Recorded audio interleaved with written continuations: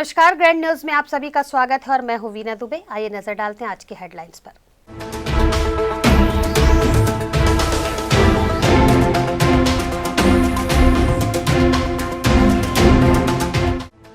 Run with Chhattisgarh में दौड़ेगा Chhattisgarh. Social distancing के साथ दौड़ की अपील की गृह मंत्री ताम्रध्वज साहू ने।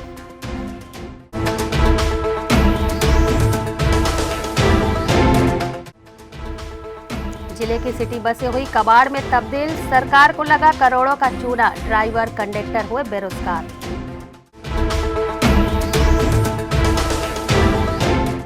ठगड़ा बांध के 80 निवासी हुए विस्थापित। निगम ने विस्थापितों को बसाया गैलेक्सी और सोयस साइट में।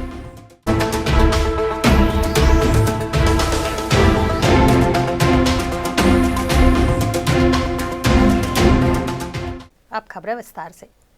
राज्य सरकार के 2 साल पूरे होने वाले हैं। इस अवसर पर 13 दिसंबर को रन विद छत्तीसगढ़ का आयोजन किया जा रहा है। राज्य सरकार की उपलब्धियों को 17 दिसंबर को 2 साल पूर्ण होने पर बताया भी जाएगा। रन विद छत्तीसगढ़ के अंतर्गत राज्य के गृह मंत्री ताम्रध्वज साहू ने आम जनता से अपील कर सोशल डिस्टेंसिंग के तहत भाग लेने की अपील की है। बात है अभिमान के छत्तीसगढ़िया स्वाभिमान के।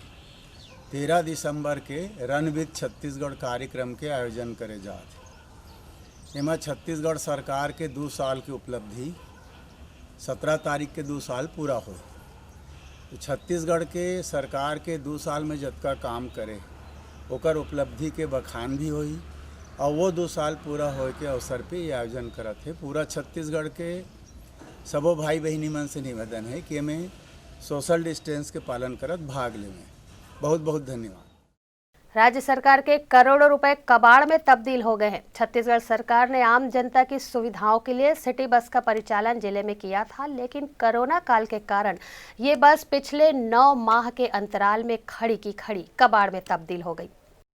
भाजपा शासन काल में जिले में आम जनता की सुविधाओं के लिए सिटी बस का परिचालन शुरू किया गया था। दुर्ग जिले में 60 बसें परिचालन में थीं। मार्च माह में पूरे देश में कोरोना का कहर जारी हुआ। इस कहर ने दुर्ग जिले की सिटी बसों पर भी अपना प्रभाव डाला और बसें आकाशगंगा स्थित बस स्थानक में खड़ी हो गईं। विगत 9 माह से खड़ी बसों के चक्कों पर कुछ लोगों ने हाथ साफ किया तो कहीं धूल और बरसात ने बस के इंजन पर अपना कब्जा जमाया। स्थिति यह रही कि 60 बसें जिनकी कीमत लगभग 20 करोड़ होगी, वे धीरे धीरे कबाड़ में तब्दील हो गईं। बता सकते गाड़ी कब से यहाँ खड़ी है? 21 मार्च से। और कितनी गाड़ियाँ टोटल थी? टोटल 60 गाड़ी। और कितनी गाड़ी अभी चलने की हालत में? अभी तो 9 महीना हो गया है, 9-10 महीना लग गया, गाड़ी तो चलने लायक नहीं है।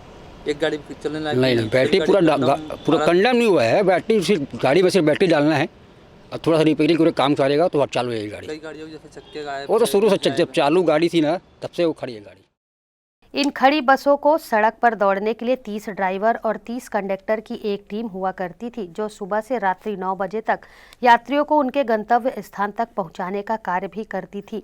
लेकिन आज की स्थिति में ये लोग भी रोजगार छोड़कर पापी पेट की खातिर अन्य कार्यों में लग गए हैं। वहीं सरकार के करोड़ों रुपए कबाड़ में तब्दील हो गए हैं। कैमरामैन सन्नी देवांगन के साथ संतोष तिवारी की रिपोर्ट। नगर पालिका निगम दुर्ग द्वारा ठगड़ा बांध में अतिक्रमण हटाने की कार्यवाही पुलिस बल की मौजूदगी में जारी रही। इस दौरान ठगड़ा बांध के कई निवासियों को उनके सामानों के साथ दुर्ग के बोरसे स्थित गैलेक्सी व सोयस साइट में आवंटित आवासों में पहुंचाया गया। शासन के निर्देश पर ठगड़ा बांध सौंदर्यीकरण का कार्य प्रस्तावित है, जिसमें कार्य प्रारंभ कर दिया गया है। निगम कमिश्नर इंद्रजीत बर्मन व अन्य आला अधिकारियों की मौजूदगी में ठगड़ा बांध के रहवासियों को प्रधानमंत्री आवास बोरसे में विस्थापित कराया गया। आज दूसरे दिन भी जेसीबी से अवैध कब्जों को तोड़ा गया। कार्यवाही के दौरान मौके पर निगम कमिश्नर इंद्रजीत बर्मन, एसडीएम खेमलाल वर्मा सहित निगम के आला अधिकारी व पुलिसकर्मी मौजूद रहे। यहाँ वक्त है छोटे से ब्रेक का। खबरें और भी है, बने रहिए ग्रैंड न्यूज के साथ। सेलिब्रेशन सफारी बारनावा पारा वाइल्ड लाइफ सेंचुरी में स्थित खूबसूरत cottage and rooms, Bastar art से सुसज्जित शानदार कॉटेज, सर्व सुविधा युक्त रूम्स, बाथटब युक्त बाथरूम, स्विमिंग पूल, बच्चों के खेलने के लिए पार्क, खान पान की व्यवस्था, प्रोफेशनल सर्विस, सेंचुरी घुमाने के लिए वाहन की व्यवस्था। सेलिब्रेशन सफारी बारनावा पारा। For booking and more details contact 942550 07202।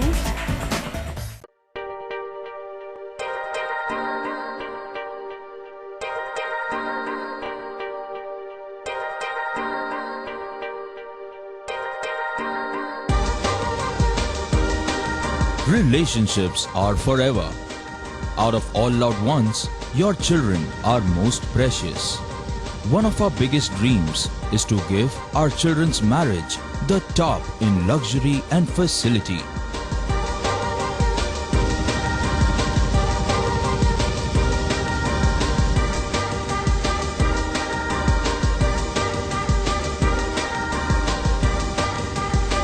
In today's busy life, you cannot afford to take time out for everything to be perfect for your marriage.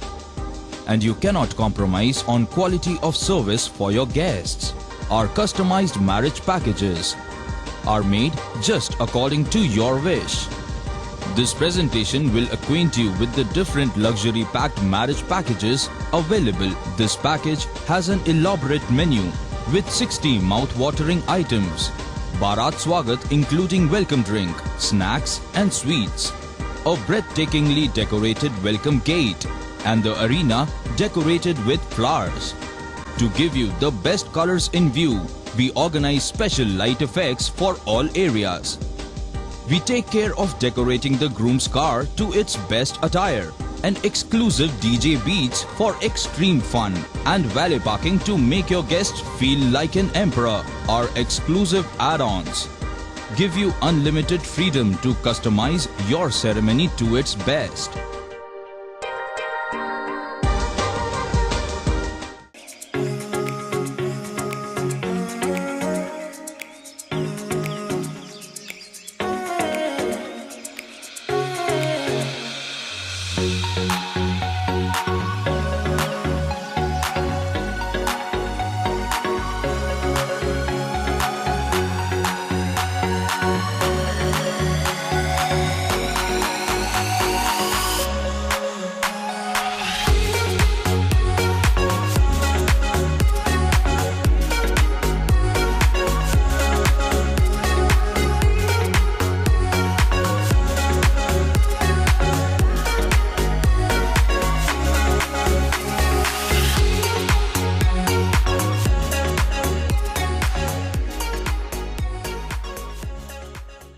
Break के बाद आपका स्वागत है। 1 साल की अल्प आयु और छत्तीसगढ़ शासन ने दिया कोरोना काल में बेस्ट कोविड मरीजों के इलाज का नंबर 1 की रैंकिंग का खिताब। हम बात कर रहे हैं जुनवानी स्थित हाईटेक अस्पताल की, जहां पर हर तरह की बीमारियों का समुचित इलाज किया जाता है। दुर्ग संभाग के एकमात्र सुपर स्पेशलिटी अस्पताल हाईटेक ने 12 दिसंबर 2019 को नई साज सज्जा के साथ अस्पताल की दुनिया में कदम रखा था। शनिवार 12 दिसंबर 2020 को अपना पहला जन्मदिन मनाते हुए हाईटेक ने अपनी उपलब्धियां ग्रैंड न्यूज़ के साथ शेयर की। कम समय में 12,446 मरीजों का विश्वास हासिल कर कोरोना काल में छत्तीसगढ़ सरकार से भी प्रथम रैंक प्राप्त किया। वहीं धीरे धीरे नई तकनीकी के साथ मरीजों का समुचित इलाज करने वाले डॉक्टरों की भी एक अच्छी टीम तैयार हुई, जो कि आज हर तरह का इलाज करने में सक्षम है। हमारे अस्पताल को आज 1 साल सर पूरा हुआ। 12 दिसंबर 2019 में हमने इस हॉस्पिटल को आरंभ किया था और उस समय हमारे पास पर्याप्त डॉक्टर्स नहीं थे। जब हमने चालू किया, धीरे धीरे करके हमने विशेष चिकित्सक जो भी है भिलाई दुर्ग में बेस्ट डॉक्टर्स है, उनको धीरे धीरे इस अस्पताल से जोड़ा। आज के दिन में हमारे पास सारे ब्रांचेस चालू है इस अस्पताल के अंदर पे, और सारे जितने भी हमारे यहाँ डॉक्टर्स हैं वो सब best doctors of the city हमारे यहाँ कार्य कर रहे हैं। अभी वर्तमान में क्या-क्या सुविधाएं? हमारे यहाँ सर न्यूरो के सारे ब्रांचेस को लेके neuro surgeon, neuro physicians, doctor Nichiket sir, doctor Deepak Bansal sir, doctor Ratnani cardiac के हैं, डॉक्टर रेखा रत्नानी जो गायनी की है, जो IVF भी करती है, जो निसंतान दंपति है उनको हम लोग करके उनको संतान देने का प्रयास करते हैं। उसके अलावा हमारे यहाँ औरतों में मिस्टर डॉक्टर BL चंद्राकर हैं, डॉक्टर राहुल ठाकुर सर हैं, और गैस्ट्रो में अमोल सिंडे सर हैं, और लेप्रोस्कोपी में हमारे यहाँ मिस्टर डॉक्टर नवील शर्मा जी हैं, और जनरल मेडिकल में डॉक्टर प्रफुल्ल चौहान हैं, और सबसे बेस्ट हमारे यहाँ ICU में सर आज के दिन में प्रतीक कौशिक सर हैं, जो कि इस चेस्ट एंड रिफ्रेक्स में सबसे बेस्ट हैं। और आज कोविड के समय में उन्होंने अपने इस अस्पताल को काफ़ी समय दिया और काफ़ी लोगों को मतलब कोविड पेशेंट को बहुत अच्छे इलाज करके उन्हें घर वापस भेजा। आगामी समय में सर क्या ट्रांसप्लांट की भी अपनी सुविधा उपलब्ध कराने की कोशिश करें? हाँ, ये हम लोग इस आने वाले सालों में ये ट्रांसप्लांट और कैंसर को लेके हम लोग काफ़ी अच्छा कार्य करने जा रहे हैं, जो कि आपको 2021 में इसकी विशेषताएं और इसका चिकित्सा का जो भी जरिया है वो सब चालू हो जाएगा। ये कब तक 2021 में? 2021 में 5 से 6 महीने के अंदर हम लोग चालू कर देंगे सर। मतलब जो लोग आज यहाँ से बाहर जाते हैं, हमारे यहाँ सर ये अस्पताल चालू करने का एक मुख्य कारण ये है कि आज भिलाई के अंदर में सर मैंने इस चीज़ को महसूस किया कि भिलाई में एक भी अच्छा अस्पताल नहीं था। लोगों को अगर थोड़ी सी भी कोई भी शारीरिक परेशानी होती थी तो उनको रायपुर के लिए या अलग राज्य जाना पड़ता था। हाईटेक को चालू करने के बाद हमें इस चीज़ को विशेष ध्यान रखा कि कोई भी व्यक्ति भिलाई दुर्ग संभाग के जो भी लोग हैं उनको हम यहीं पे बहुत अच्छे इलाज दे सके, और इसी को विशेष ध्यान रखते हुए हम लोग उसी चीज़ को आगे बढ़ाने का प्रयास कर रहे हैं कि किसी भी लोग को रायपुर या किसी अन्य राज्य में जाना न पड़े और यहीं पे उसकी स्वास्थ्य की जो भी परेशानियां हैं वो ठीक हो जाए। मतलब एक छत के नीचे सारी हर तरह की सर सुविधाएं टोटल A to Z जो भी परेशानियां हैं वो हम लोग एक छत के नीचे सारी सुविधाएं दे रहे हैं। कोरोना काल में लगभग 1200 मरीजों का सफलतापूर्वक इलाज किया गया। वहीं कोरोना के भ्रम को भी लोगों के मन से दूर करने में डॉक्टर प्रतीक नरेश कौशिक ने अपनी एक अलग छाप छोड़ी। आजकल कोरोना के लिए काफ़ी दुनिया में बहुत इन्फॉर्मेशन फैली हुई है, बहुत मरीज़ इससे प्रभावित भी हुए हैं और काफ़ी लोगों की मृत्यु भी हुई है। कोरोना एक आम वायरस की तरह ही है और सर्दी ज़ुकाम की तरह ही वो शुरू होता है और आपके शरीर को नुकसान पहुंचाता है। कोरोना के बारे में जितनी भी जानकारी अभी तक हमें है उसमें ये 3 चीज़ें बड़ी साफ साफ है कि कोरोना का इलाज जितनी जल्दी शुरू कर दी जाए उतना अच्छा है। कोरोना के इलाज में हमें कुछ बातों का ध्यान रखना होता है कि फेफड़ों पर कितना प्रभाव पड़ा है और खून में कितना मोटापन आ गया है। दोनों चीज़ें सिर्फ फेफड़ों को ही नहीं पूरे शरीर के हर ज़रूरी अंग को प्रभावित करती हैं। जहाँ तक इसमें लक्षण का है 90% मरीज़ों में कोई लक्षण आता ही नहीं है। खासकर हम जब लक्षण की बात करते हैं तो उनको ना सर्दी होती है, ना बुखार होता है, ना खांसी होती है, ना ज़ुकाम होता है। सिर्फ छोटा मोटा हाथ पैरों में दर्द, ऐंठन, लूज मोशंस। तो बेसिकली किसी भी प्रकार का एटिपिकल या जो अमूमन आपके शरीर में नहीं देखा गया ऐसा कोई भी लक्षण आता है तो आज की तारीख में कोरोना की जांच कराना अनिवार्य होना चाहिए। दूसरा, जितनी जल्दी हम इस जांच को करा लें, जितना जल्दी हम इसको पकड़ लें तो सबसे अच्छा इलाज होता है। और नियरली रिकवरी रेट पूरे विश्व में शायद 98% है, लेकिन हमारे हिंदुस्तान में तो हम नियरली 99% तक अब क्योर रेट ला चुके हैं। इसके लक्षण जो है जब आने शुरू होते हैं तो अमूमन वो 5 से 7 दिन के बाद आने शुरू होते हैं, तब तक ऑलरेडी फेफड़ों में काफ़ी नुकसान हो चुका होता है। तो हम वो समय को व्यर्थ ना गंवाएं, जल्दी से जल्दी जांच करा के अपने आप को सुरक्षित महसूस करने का एक कोशिश करनी चाहिए। इस डर से बैठ जाए कि अरे मेरे को निकल गया तो क्या होगा, वो आपके सेहत को और नुकसान करेगा। तो पहली चीज़ अपनी जांच ज़रूर कराएं। दूसरा, कोरोना में जितना भी आयुर्वेदिक पद्धति है, घरेलू पद्धतियां हैं, चाहे वो काढ़ा पीना हो, गर्म पानी हो, ये सब के साथ बहुत ज़रूरी है कि हम गर्म पानी की भाप लें। बहुत लोग जो है गर्म पानी की भाप को ठीक से नहीं लेते हैं, और क्योंकि ये सांस के रास्ते से ही पूरा कीटाणु पहुंचते हैं, तो इस रास्ते को साफ़ करना ज़रूरी है। और भाप एक सबसे सुरक्षित तरीका है, सबसे प्रभावी तरीका है अपने नाक से लेके सांस के तंत्रों तक साफ़ करने का एक तरीका। तीसरा चीज़, कोरोना के मरीज़ों में ठीक होने के पश्चात कई महीनों तक फेफड़ों में कुछ न कुछ विकृतियां रह जाती हैं, और अकेला फेफड़ों में ही नहीं, कोरोना ने शरीर के जिस अंग को प्रभावित किया है उसके अंदर कुछ न कुछ विकृतियां रह जाती हैं, तो उसकी नियमित रूप से जांच और इलाज कराते रहें। कोरोना ऐसी है कि जो छोटे बच्चों को नहीं फैलेगा, नहीं, किसी भी उम्र में फैल सकता है, किसी भी उम्र में ये नुकसान कर सकता है। अभी भी जो वैक्सीन का इतना चल रहा है कि वैक्सीन आएगी, वैक्सीन आने वाली है, क्योंकि अभी इस कीटाणु के कई प्रारूप बदल चुके हैं, तो इसमें एक प्रभावी वैक्सीन आने में काफ़ी समय है।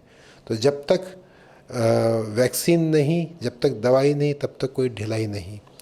जहाँ तक मास्क और एक डिस्टेंस और हैंड सैनिटाइजेशन का है, वो हमें रेगुलरली करते रहना चाहिए। अभी तक सर कितने मरीजों का आपने इलाज किया होगा? अभी तक हमने इस हॉस्पिटल में, और मैं जहाँ जहाँ पहुँच जाता हूँ, हमने टोटल 1200 पेशेंट से प्लस का हम इलाज कर चुके हैं, जिनमें अनफॉर्चुनेटली करीबन 70 पेशेंट्स को हम नहीं बचा पाए, लेकिन बाकी सब पेशेंट्स ठीक होके अपने घर जा चुके हैं। वो पेशेंट लेट आए थे? जो बहुत लेट आए थे, अच्छा, वो पेशेंट नहीं बच पाए। जो पेशेंट लेट आता है उसके अस्पताल में रहना और उसका अस्पताल में इलाज होना में दोनों में दिक्कत होती है। तो इसीलिए हम बोलते हैं जितना जल्दी आप आ जाइए, उतना जल्दी आपका उतना प्रभावी इलाज हो जाता है। जो अमूमन ऐसे जो पेशेंट आए थे वो पुरानी बीमारियों से भी ग्रसित थे, लेकिन सबसे बड़ी बात है पुरानी बीमारियों के साथ और भी लोग ग्रसित थे, अकेले वही नहीं जिनकी मृत्यु हुई है। उनका प्रेजेंटेशन सबका बहुत लेट हुआ। उन्होंने अपने लक्षणों को कोई एक आम सर्दी जुकाम की तरह मान के जब तक आए तब तक ऑलरेडी फेफड़ा पूरी तरह या लगभग पूरी तरह संक्रमित हो चुका था। मुख्यतः लोग बीपी और शुगर को लेकर भ्रम में रहते हैं, जिसे डॉक्टर प्रफुल्ल चौहान ने सही तरीके से जानकारी देते हुए बताया। हेलो, मेरा नाम डॉक्टर प्रफुल्ल चौहान है। मैं हाईटेक सुपर स्पेशलिटी हॉस्पिटल में मेडिसिन कंसल्टेंट हूँ। मैं हाइपरटेंशन और डायबिटिक के बारे में आपको कुछ बताना चाहता हूँ, और आपके कुछ मिसकंसेप्शंस है उनको मैं राइट करना चाहूँगा। पहली बात तो बीपी का उम्र के हिसाब से किस लेवल का नॉर्मल रहे। नॉर्मली 120/80 हम बीपी को नॉर्मल मानते हैं, पर कोई बुजुर्ग व्यक्ति है जिसका 50-60 साल उम्र है, उसका 130/80 और 140/80 भी बीपी नॉर्मल माना जाएगा। काफ़ी पेशेंट मेरे पास आते हैं, वो कहते हैं कि सर हमारा बीपी 170, 100 या 180, 100 रहता है, पर हमको कोई तकलीफ़ नहीं है। तो बीपी का ऐसा कोई तकलीफ़ नहीं रहता है, पर जिनका बीपी बढ़ता है उनको वीकनेस, सर के पीछे भारीपन, जल्दी थक जाना, छाती में दर्द आना, छाती जल्दी भर जाना, ये लक्षण हो सकते हैं। तो ऐसे वक्त पे बीपी का नियमित दवाइयों का सेवन करें। बीपी की दवाइयों का नियमित सेवन करने से जो भी बीमारी अपने को हो सकती है बीपी के कारण, जैसे कि हाइपरटेंशन के कारण स्ट्रोक आना, हार्ट अटैक आना, किडनी डिसफंक्शन, आँखों का धुंधलापन होना, आँखों की रोशनी चले जाना, ये सारी चीज़ें होती है। तो इसलिए बीपी का दवाई टाइम टू टाइम खाइए, अपना बीपी चेक कीजिए। और जिनकी भी उम्र, पहले रिकमेंडेशन था कि जिनकी 50 साल की उम्र है उनको बीपी, पर अभी तो ऐसा है कि 30-40 साल की पेशेंट को भी ईयरली चेकअप कर लेना चाहिए। दूसरी बात रहती है कि शुगर के लिए, तो शुगर का भी यही इसमें मिसकंसेप्शन होता है कि सर अगर हमको डायबिटीज़ है तो हमको लाइफ लॉन्ग इंसुलिन लेना पड़ेगा। ऐसा नहीं है, सबको इंसुलिन की ज़रूरत नहीं पड़ती, पर जिनको भी इंसुलिन की ज़रूरत पड़ती है उनको इंसुलिन ही इलाज रहता है। जैसे टाइप 1 डायबिटीज़ रहता है जो बच्चों में और 20 साल की उम्र या 25 साल की उम्र में एडल्ट को होता है, उनका इलाज इंसुलिन से ही किया जा सकता है और इंसुलिन ही उनके लिए दवाई रहती है। जो भी फिर जिनको मोटापा रहता है उनका अपन टैबलेट से उन पे कर सकते हैं। एक टैबलेट से अगर काम नहीं बना तो 2 टैबलेट से, पर अगर उसके ऊपर टैबलेट बढ़ानी पड़ रही है तो हमें इंसुलिन देना चाहिए, ना ही टैबलेट बढ़ाना चाहिए। और एक HbA1c नाम का टेस्ट होता है जिससे अपन 3 महीने का इनका शुगर का मापन कर सकते हैं। Ideally blood sugar, fasting blood sugar 90 to 100 रहनी चाहिए और खाने के बाद 140 to 160 रहनी चाहिए। अगर आपकी शुगर कोई भी रैंडम शुगर 200 से ऊपर आ रही है और आपको डायबिटीज़ के सिम्टम जैसे कि थकान आना, प्यास ज़्यादा लगना, भूख ज़्यादा लगना और बार बार पेशाब को जाना, ऐसा हो रहा है तो आपने डायबिटीज़ के लिए वर्कअप करना चाहिए। अगर आप टैबलेट का सेवन करते हो और इंसुलिन का सेवन करते हो तो आपका फास्टिंग शुगर यानी खाली पेट शुगर 110 तक रहना चाहिए और खाने के बाद आपका शुगर 160 से 180 के अंदर रहना चाहिए। ये आपका कंट्रोल शुगर माना जाएगा। और जितना अपन शुगर को कंट्रोल करते हैं उससे शुगर से रिलेटेड जो भी कॉम्प्लिकेशन होते हैं, माइक्रोवास्कुलर कॉम्प्लिकेशन और मैक्रोवास्कुलर कॉम्प्लिकेशन, इससे हम बचे रहते हैं। नॉर्मल वैसे सर क्या माना जाता है शुगर का? नॉर्मल शुगर हम माना जाते हैं खाली पेट और खाने के बाद। खाली पेट अपन शुगर 90 से 100 ये नॉर्मल माना जाता है।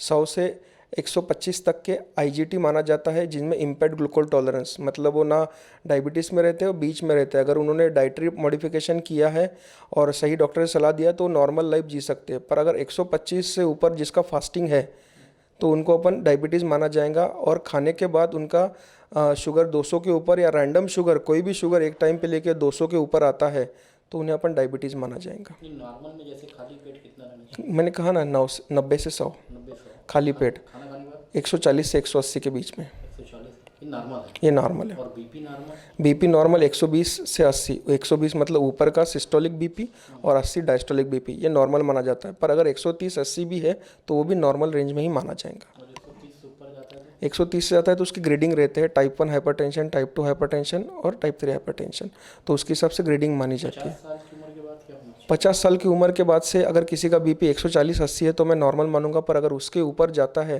तो उन्हें टैबलेट लेनी चाहिए और उन्हें वर्कअप करना चाहिए कि बीपी किन किन कारण की वजह से बढ़ रहा है।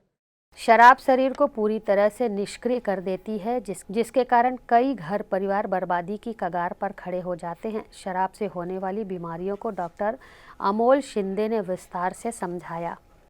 हाईटेक हॉस्पिटल में गैस्ट्रोएंटरोलॉजिस्ट हूँ, लीवर स्पेशलिस्ट हूँ और पैनक्रियास स्पेशलिस्ट हूँ। मैं एंडोस्कोपी, कोलोनोस्कोपी, ERCP ये सब प्रोसीजर भी यहाँ करता हूँ। तो इसमें इस स्पेशलिटी में गैस्ट्रोएंटरोलॉजी में पेट से जो अनेक बीमारी है, पेट से जो रेगुलर बीमारी है उसका इलाज किया जाता है।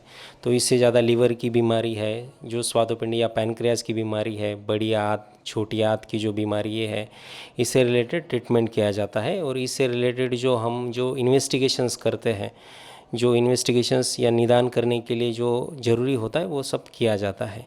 यहाँ पे आधुनिकतम सेवाएं उपलब्ध है अभी, जैसे ERCP जैसा भी सेवा उपलब्ध है, जिसका मुझे अच्छा अनुभव है।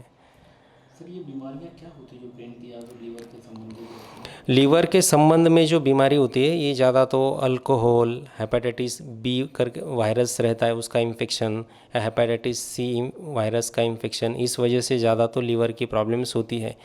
लीवर के प्रॉब्लम में पेशेंट को फिर पेट में पानी होना, पैरों में सूजन होना, पीलिया होना, खून की उल्टी होना, ऐसे बहुत सारे लक्षण दिखाई देते हैं, जिसकी वजह से ये लीवर जो ख़राब होता है उसकी वजह से ये सब लक्षण दिखाई देते हैं। तो उस हिसाब से उस पेशेंट को ट्रीटमेंट करना पड़ता है। पैनक्रियास का भी ऐसे ही है। पैनक्रियास की प्रॉब्लम ज़्यादा तो अल्कोहल की या ज़्यादा मदिरा सेवन करने की वजह से ही होती है, ज़्यादा दिन लेने से। तो पैनक्रियाज एक तरह से पूरा डैमेज हो जाता है।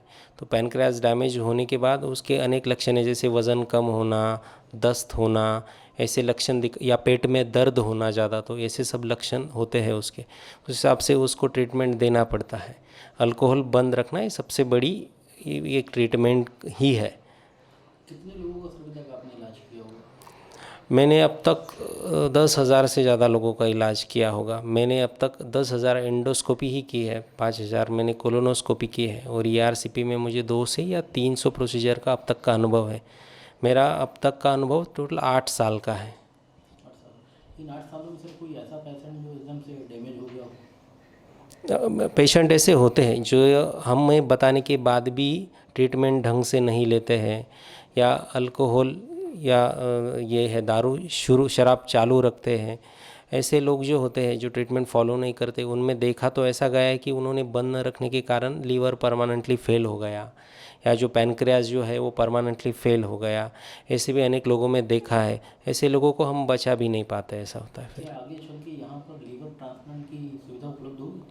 हाँ, ज़रूर करेंगे। उस तरह की सुविधाएं यहाँ उपलब्ध है। अच्छे थिएटर है, अच्छे डॉक्टर्स है, अच्छी इन्वेस्टिगेटिंग टीम है, तो ये भी सुविधा ज़रूर उपलब्ध होगी। आधुनिक पद्धति से की जा रही लेप्रोस्कोपी सर्जरी से मरीजों को काफ़ी जल्दी आराम मिलता है। सर्जरी से संबंधित जानकारी डॉक्टर नवील शर्मा ने दी।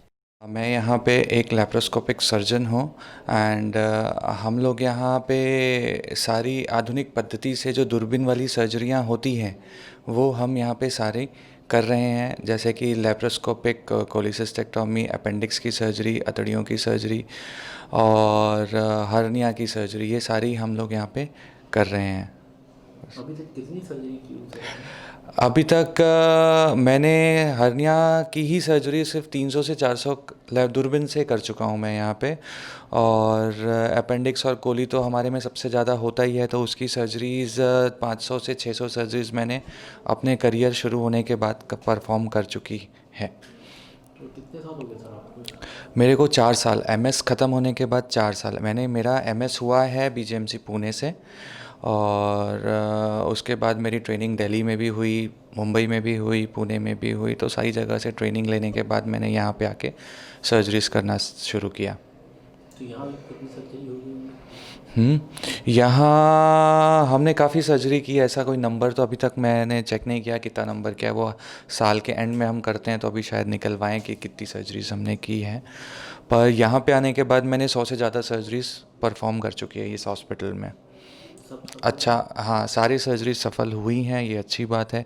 यहाँ पे इंस्ट्रूमेंट्स जो हमको लगते हैं केसेस करने के लिए, सारे इंस्ट्रूमेंट्स अवेलेबल हैं, तो कॉम्प्लिकेशन के चांसेस बहुत कम हो जाते हैं जब आपके पास सारी टीम रहती है और सारे इंस्ट्रूमेंट्स रहते हैं। तो हाईटेक हॉस्पिटल ने सब कुछ हमको मुहैया बोल सकते हैं या प्रोवाइड कराया है, जिससे हम सर्जरी बहुत अच्छी कर सकते हैं। कम समय में अच्छे डॉक्टरों की टीम ने यह साबित कर दिया कि जिले के निवासियों को अब इलाज के लिए कहीं भटकना नहीं पड़ेगा, वहीं कम खर्चे में बेहतर इलाज की सुविधा हाईटेक अस्पताल में मिलेगी। ग्रैंड न्यूज़ के लिए भिलाई से कैमरामैन सन्नी देवांगन के साथ संतोष तिवारी की रिपोर्ट। भिलाई निगम के उपयोग में आने वाले वाहन कहाँ हैं, इसका पल पल का लोकेशन अब ट्रेस होगा। वाहनों में जीपीएस सिस्टम लगाने का काम लगभग पूरा हो चुका है। भिलाई निगम में डीजलों की फिजूल खर्ची की बड़ी शिकायतें आती रही हैं। बीते साल में जोन 3 में हुए डीजल घोटाले ने खासा हड़कंप मचाया था। डीजल की फिजूल खर्ची को लेकर निगम आयुक्त ऋतुराज रघुवंशी खासे सख्त हैं। सफाई ठेका कंपनी की वार के समय भी वाहनों में जीपीएस सिस्टम लगा था। वक्त के साथ यह सिस्टम या तो खराब हो गया या फिर निकाल लिए गए। करीब 2 साल तक इस पर किसी ने ध्यान नहीं दिया। निगम प्रशासन ने यह व्यवस्था फिर से शुरू की है। अब तक 70 से अधिक वाहनों में जीपीएस सिस्टम लगाया जा चुका है। शेष बचे वाहनों में भी जीपीएस सिस्टम लगाने की प्रक्रिया जारी है। कई बार ऐसी शिकायतें आती हैं कि वाहन काम के बजाय दूसरी जगह पर देखे गए हैं। इससे डीजल की फिजूल खर्ची बढ़ रही थी। उसे रोकने के लिए जीपीएस सिस्टम लगाया जा रहा है। देखिए, जीपीएस वाहन में लगाने का उद्देश्य ये है कि जो रनिंग होती है गाड़ियाँ, जो वाहनें निकलती हैं, वो किस स्पॉट से निकल के किस स्पॉट में जा रही है, उस लोकेशन को पता करने के लिए जो है जीपीएस सिस्टम का उपयोग जो है हमारे निगम भिलाई के वाहनों में किया जा रहा है। अब तक 70 से अधिक जो है वाहनों में जीपीएस सिस्टम लगाया जा चुका है, और ख़ास करके है डीजल की बचत करने के लिए और काम की तीव्रता लाने के लिए जो है जीपीएस सिस्टम का उपयोग हमारे नगर निगम भिलाई में किया जा रहा है। भिलाई नगरपालिका निगम द्वारा भिलाई इस्पात संयंत्र को वास्तविक स्वाविवरणी प्रस्तुत न करने के मामले में 1,72,49,59,122 रुपए की अधिरोपित राशि का नोटिस भेजा गया है। नोटिस के 15 दिनों के अंतराल में यदि बीएसपी अपना पक्ष नहीं रखेगा तो निगम एक तरफा कार्यवाही करेगा। भिलाई नगरपालिका के आयुक्त ऋतुराज रघुवंशी ने भिलाई इस्पात संयंत्र के मुख्य कार्यपालन अधिकारी को शुक्रवार को नोटिस जारी कर गलत स्वाविवरणी भरने के कारण 1,72,49,59,122 रुपये जमा करने का या फिर 15 दिनों के भीतर अपना पक्ष रखने का उल्लेख किया है। निगम ने बीएसपी को स्वाविवरणी जमा करने के लिए पूर्व में नोटिस दिया था, जिसमें बीएसपी के अधिकारियों ने टाउनशिप क्षेत्र भवनों और कारखानों का पूर्व विवरण नहीं दिया, जिसके कारण निगम ने वर्ष 2019-20 की गणना के अनुसार संपत्ति कर, शिक्षा उपकरण और समेकित कर में अंतर पाते हुए नगर निगम अधिनियम 1956 की धारा 138 की उपधारा 3 उपधारा 2 के तहत अधिरोपित राशि की वसूली का नोटिस जारी किया। देखिए, बीएसपी प्रबंधन द्वारा जो वर्ष 19-20 की जो संपत्ति कर की राशि है उसको कम जमा की गई है। उसका जो स्वविवरणी होता है उसका परीक्षण किया गया। परीक्षण के उपरांत जो है सही स्वविवरणी प्रस्तुत करने के लिए, वास्तविक स्वविवरणी प्रस्तुत करने के लिए पत्र के माध्यम से बीएसपी प्रबंधन को सूचित किया गया था। बावजूद इसके जो है वास्तविक स्वविवरणी प्रस्तुत नहीं की गई।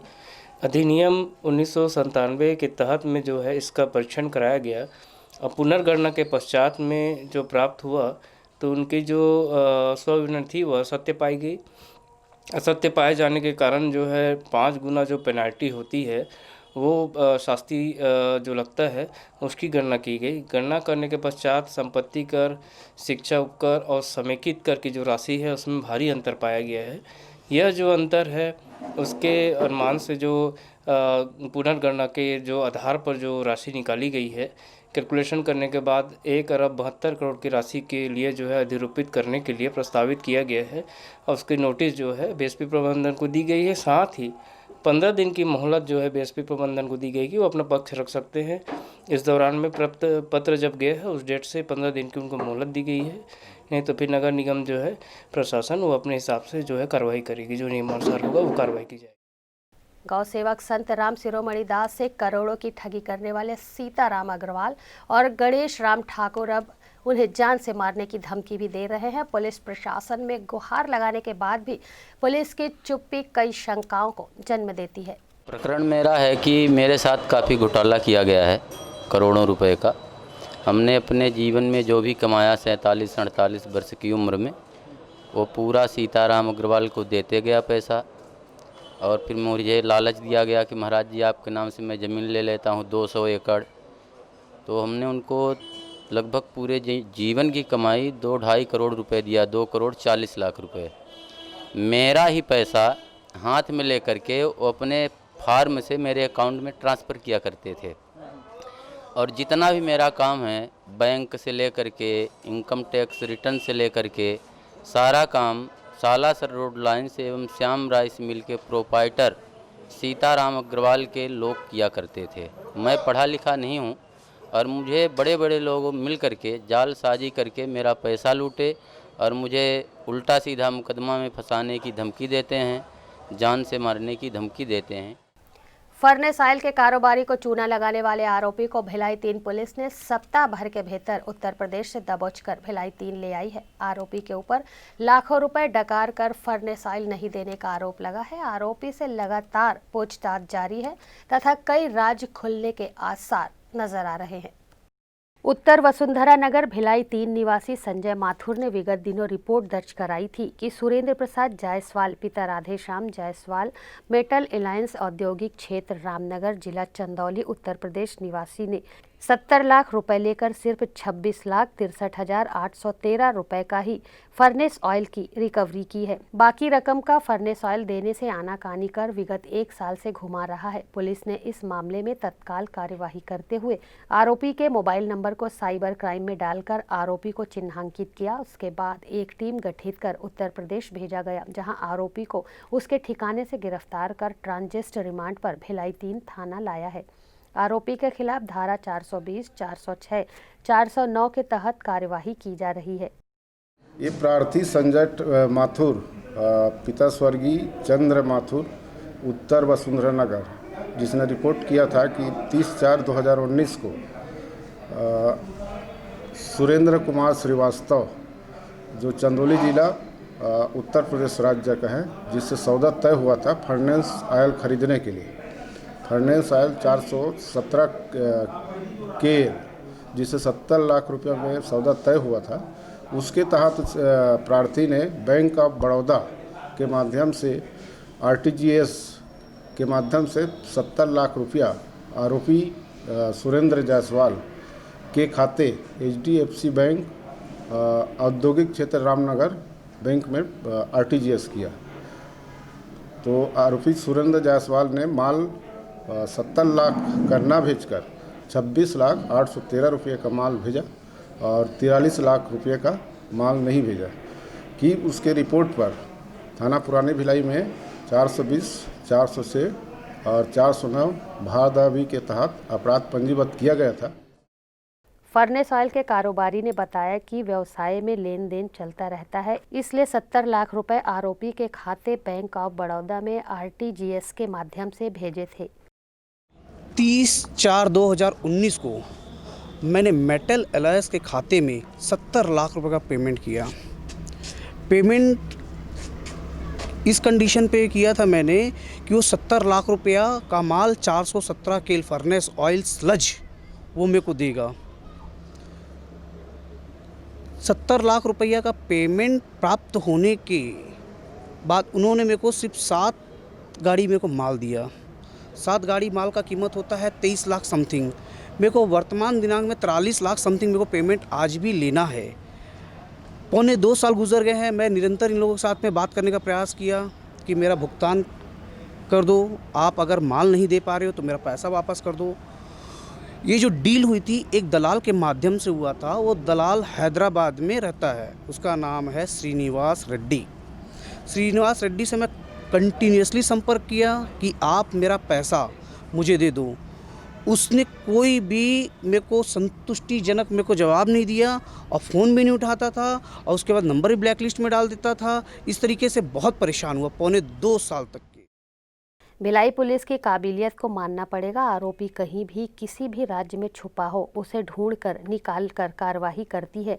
ऐसे कई मामलों को उजागर किया गया है जो कई वर्षों से दबे हुए थे। इनकी काबिलियत पर कोई शक नहीं कर सकता। ग्रैंड न्यूज़ के लिए भिलाई 3 से खिलावन सिंह चौहान की रिपोर्ट। ग्रैंड न्यूज़ बुलेटिन में फिलहाल इतना ही। मुझे दीजिए इजाज़त। नमस्कार।